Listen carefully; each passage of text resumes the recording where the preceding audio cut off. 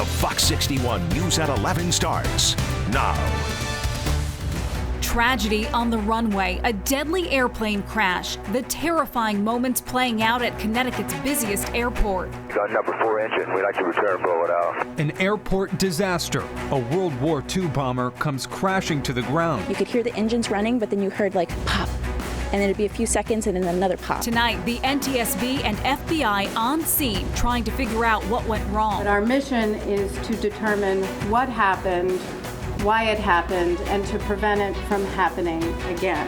And now the state reacting. And we watch it and we said, there's something wrong. There's something wrong. He's not going to make it. As we learn more about the victims on board. And we feel our hearts are broken for you right now.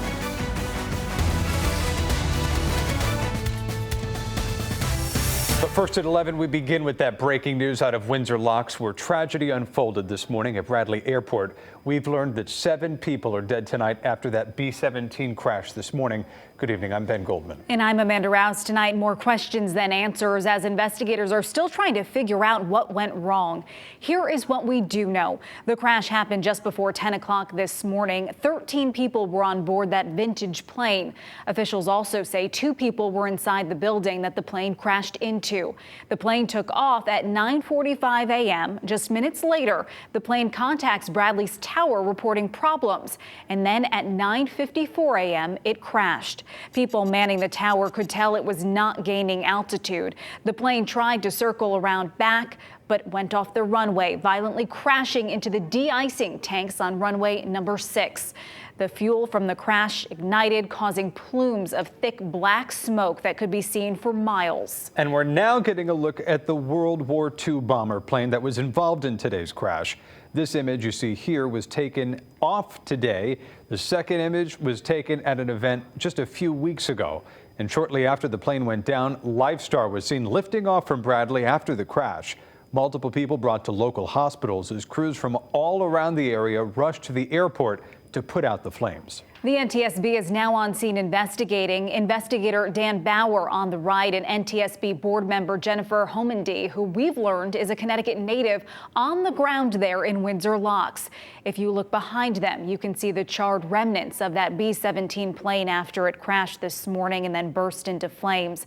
The NTSB expecting to be on the ground there for the next 7 to 10 days. And we have live team coverage for you tonight. Fox 61's Carmen Chow has witness reaction, but first we begin with our Dave Puglisi, who has the latest on the investigation at Bradley. Dave?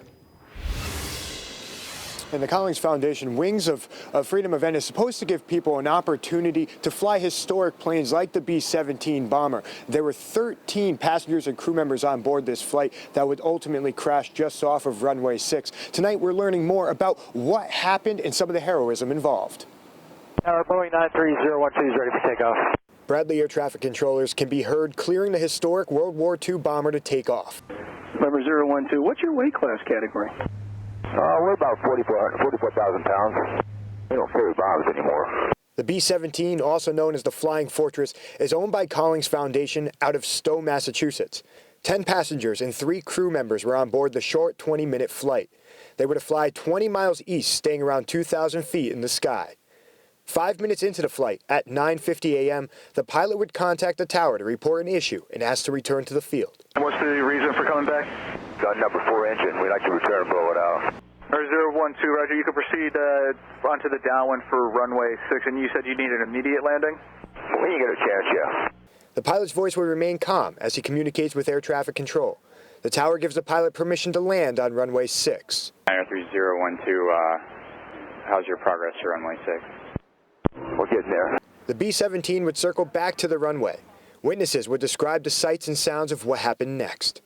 Heard a distant rumbling and saw a massive cloud of smoke come from the direction of the airport and feared the worst, that he hadn't made it back. He was way too low. He was way too low. When I ran over to the field, and actually a guy had turned around in his car and he's like, oh my God, I thought it was going to land on me. They impacted the instrument landing system stanchions. The plane veered to the right, crossed over a grassy area, crossed over the taxiway, and impacted a de-icing facility. The plane would burst into flames. 7 people on board the plane would lose their lives. 6 others were taken to the hospital with injuries. There were 2 employees in the de-icing facility at the time of the crash. 1 would sustain injuries. 2 Simsbury firefighters were also on board and survived. A National Guard member on the plane would also survive. He had a broken arm and had burns. He has since been released from the hospital. 1 responding firefighter suffered minor injuries and was treated at the scene. He was part of the massive response involving EMS, the National Guard, and more than 70 local and state police. A very courageous individual that went towards the plane and assisted folks in getting out. There's also some stories that will unfold later on about folks that were on that plane that were able to open a hatch and assist others in leaving. Now, the NTSB says a preliminary investigation will be completed in the next 7 to 10 days. Right now, they're asking anyone who witnessed the event, has video or photographs, to email the NTSB at witness@ntsb.gov with anything that you feel is important to the investigation. Right now, live at Bradley International Airport, Dave Puglisi, Fox 61 News. Dave, thanks. The Wings of Freedom Tour travels nationally. It's set up at Bradley on Tuesday and was supposed to go until Thursday. It's run by the Collings Foundation that describes itself as an organization that preserves and encourages interaction with historic artifacts. Its website remains down tonight, but it did release a statement today saying, quote, "Our thoughts and prayers are with those who were on that flight, and we will be forever grateful to the heroic efforts of first responders at Bradley." The Collings Foundation flight team is fully cooperating with officials to determine the cause of the crash of the B-17 Flying Fortress. In addition to the massive amounts of first responders at the scene at Bradley Airport, we have also learned that the Salvation Army deployed to Windsor Locks.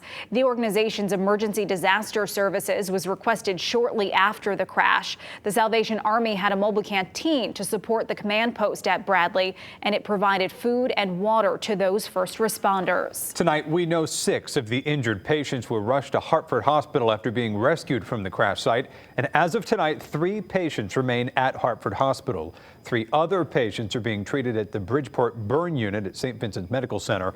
The burn unit at Bridgeport is the only one here in the state of Connecticut. Fox 61 spoke with the chief of trauma at Hartford Hospital. While he could not confirm the specific nature of the injuries, he described in general terms what doctors were dealing with. You know, any plane crashes or falls from a great height are certainly what we call deceleration injuries. And the trouble is that you could see almost any injury from that type of event.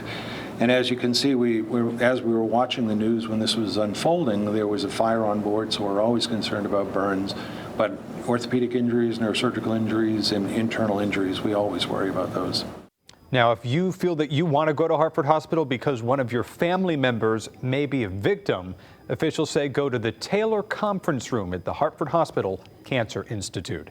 And if families are still looking for information on their loved ones and believe that they were brought to Hartford Hospital, they've set up a call line for people to reach out to them. The number is 860-972-9166. A hotline has been established by state police as well to help those families of the victims get answers. The number is listed on the lower part of your screen. And the NTSB is also asking anyone with information or video to email them. You heard Dave mention that. That email address, again, displayed right now. We have put all of that information on our website as well.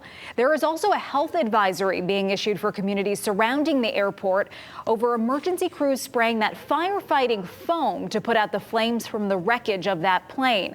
Connecticut DPH and the town of Windsor say that the foam may have spilled into the Farmington River in Windsor. You may remember that foam contains the chemical known as PFAS. People are asked to not touch the foam if they see it on the banks of the Farmington River. They are also being asked not to take any fish as they could be contaminated. And tonight, the state is reacting to this deadly crash at Bradley Airport. Governor Lamont assuring the victims and their families that the state will support them. Remember, these are husbands and wives and brothers and sisters and children and all members of our Connecticut family. And we feel our hearts are broken for you right now. We're doing everything we can.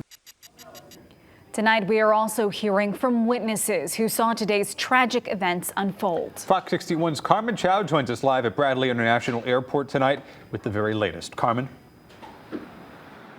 Amanda and Ben, we were told to stage across from the airport. That's what you're looking at behind me. And the last time we checked with officials, everything is back to normal. But now a big investigation is underway as to what caused the plane crash.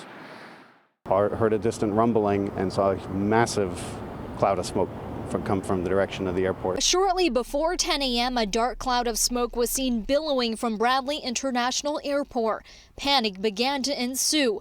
Flights were put on pause and shock overcame everyone nearby. Big cloud of smoke, and we found out that a vintage airplane had crashed on his approach, and our flights were on hold for about 2 hours, and then they told us our flight had been canceled. People at the airport on hold as Bradley shut down. We were en route to the airport, and then we started hearing stories that it may be closed, but we weren't sure. So since we were already on our way, we just decided to drop off the rental car. Officials say 7 people have died, several others injured. The plane, a vintage B-17, is part of the World War II Collins Foundation collection.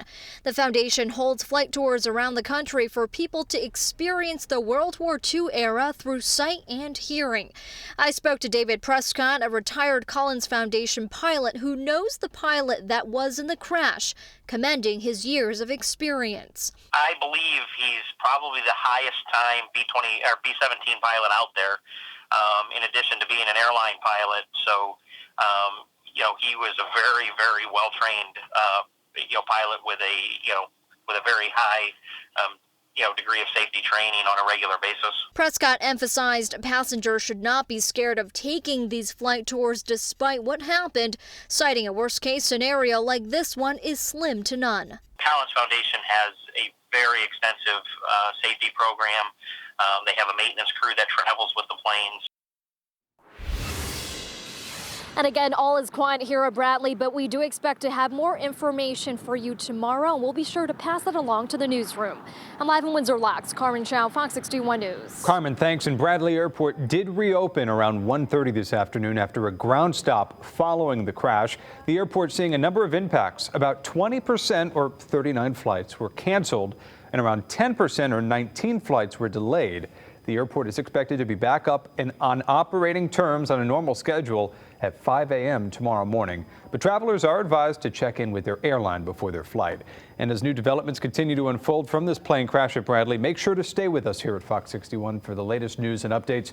We'll have the latest on the morning news. We're live and local through 11 a.m.